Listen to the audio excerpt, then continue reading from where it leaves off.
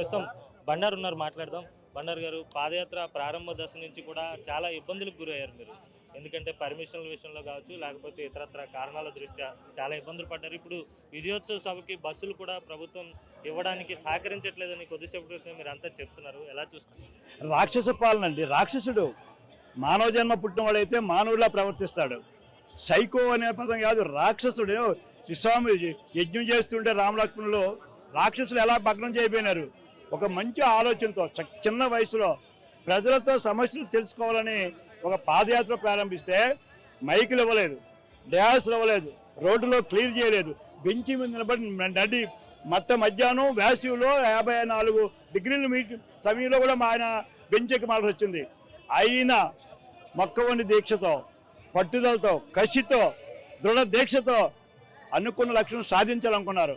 4000 కిలోమీటర్లు 400 రోజులు తిరగాలనుకున్నారు. కానీ దుర్మార్గుడు ఈ జగన్ సైకో మరి రాజులు రాగానే మా బాసులు అన్యాయంగా అరెస్ట్ చేయడం, తద్గుణంగా ఒక 60 రోజులు గ్యాప్ వచ్చింది. లేకపోతే 400 రోజులు పూర్తి చేయాలి. అలాంటి ఈవేళ 60 రోజుల వలన దగ్గర 70 రోజుల వలన చేయలేకపోయినారు. ఈవేళ 326 రోజులు 3112 కిలోమీటర్లు అనుకున్న లక్ష్యంతో ఈవేళ మా అదృష్టం ఏంటంటే ఆ దుర్మార్గం చేసిన పనికి మాకు సెంటిమెంట్ కలిసి వచ్చింది. 2013లో ఇక్కడ మేమంతా ఆ రోజు నిర్వాహకం మేమే చేసాం. ఇక్కడ పైలాన్ని ఓపెన్ చేసి యాత్ర పూర్తి చేసుకొని ముందు అప్పుడు మా పెందుర్తి గాజువాక్ ఇచ్చాం, ఇప్పుడు మా పెందుర్తి మళ్ళీ గాజువాక్ ఇచ్చాం. ఆ సెంటిమెంట్ ఈ సెంటిమెంట్తో ఈవేళ ఇక్కడే మళ్ళీ ఆ మహానుభావుడి పక్కన మళ్ళీ ఇక్కడ ఈ లోకేష్ బాబు గారి తనయుడిగా ఈవేళ ఈ పైలాన్ని ఓపెన్ చేయబోతున్నాం. డెఫినెట్గా రేపు ఎట్టి పరిస్థితిలో మరి ఈవేళ ఆయనకి నిజంగా ఆయన యాత్రలో చిన్న వయసులో ఎంత అవగాహన వచ్చిందంటే మీరు చూశారు. పంచగ్రామాల సమస్య చెప్పగానే మొత్తం ఆయన చెప్పేశారు. అంటే ఒక అవగాహనతో పేద ప్రజల సమస్యలు తెలుసుకున్నాడు, మహిళల సమస్యలు తెలుసుకున్నాడు, కార్మికులు అన్ని సమస్యలతో అవగాహనతో కొన్ని హామీతో వస్తున్నారు. రేపు డెఫినెట్గా పవన్ కళ్యాణ్ గారు, చంద్రబాబు గారు అన్నదమ్ముల రామలక్ష్మణులాగా వారు బయలుదేరుతున్నారు. ఆ యాత్ర విజయయాత్ర. రేపు శంకారం పూరిస్తున్నాం. ఈ విజయయాత్ర ద్వారా, ఈ శంకారం ద్వారా రేపు జనసేన తెలుగుదేశం పార్టీ అధికారంలోకి వస్తున్నాం. లోకేష్ బాబు గారు ఏ గ్రామంలో, ఏ ఊరిలో, ఏ సామాజిక వర్గాల్లో, ఏ ప్రాంతానికి ఏ హామీ ఇచ్చాడో అవన్నీ, భగవద్గీత ఎంత పవిత్రమైందో, ముస్లింస్ ఖురాన్ ఎంత పవిత్రమైందో, క్రిస్టియన్స్కి బైబిల్ ఎంత పవిత్రమైందో, మా లోకేష్ బాబు ఇచ్చిన హామీలు అంత పవిత్రంగా భావించి జనసేన తెలుగుదేశం పార్టీ ప్రభుత్వంలో అవన్నీ అమలు చేసిన నవ యువకుడిగా లోకేష్ గారు వెళ్తారని మాకు నమ్మకం ఉంది.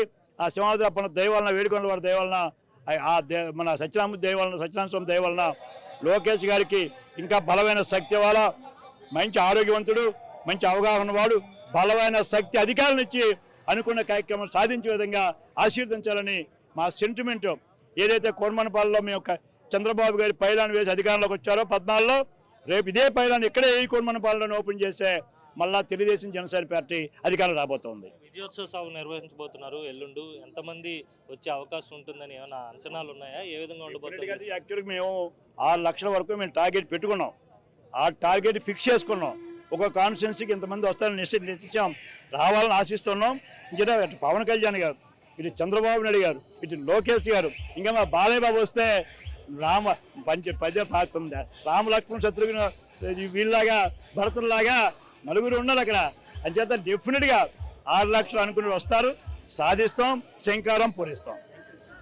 మొత్తమే చూసుకున్నట్లయితే కనుక సెంటిమెంట్ పరంగా కూడా ఈ పైలాన్ ఈ ప్లేస్లో ఏర్పాటు చేయడం, మరి కాసేపట్లో ఆవిష్కరించడం అనేది కలిసి వస్తుందని చెప్తున్నటువంటి సిచ్యువేషన్ ఉంది. 2013లో చంద్రబాబు నాయుడు వస్తున్నా మీకోసం పేరుతో చేసినటువంటి పాదయాత్ర సందర్భంగా ఇదే ప్రాంతంలో పైలాన్ ఏర్పాటు చేశారు. ఇప్పుడు లోకేష్ యువగలానికి సంబంధించినటువంటి పైలాన్ కూడా ఇదే ప్రాంతంలో ఏర్పాటు చేయడం సెంటిమెంట్గా కూడా వర్కౌట్ అవుతుందని, అలాగే ఎల్లుండు జరగబోయే విజయోత్సవ సభ కూడా 6 లక్షల మంది వరకు పార్టీ కార్యకర్తలు కావచ్చు, ప్రజలు కావచ్చు, అంతా తరలి రాబోతున్నారు. ఒకే వేదికపై పవన్ కళ్యాణ్, చంద్రబాబు, బాలకృష్ణ, లోకేష్ కనిపించబోతున్నటువంటి నేపథ్యంలో కన్నుల పండుగగా ఈ సభ ఉండబోతుందని చెప్పి టీడీపీ నేతలైతే భావిస్తున్నారు. వీడియో జర్నలిస్ట్ అజయ్తో కలిసి అనిల్, RTV, విశాఖ నుంచి. మరిన్ని వీడియోస్ కోసం ఛానల్ ని సబ్స్క్రైబ్ చేయండి. లేటెస్ట్ అప్డేట్స్ కోసం వాట్సాప్ ఛానల్ ని ఫాలో చేయండి.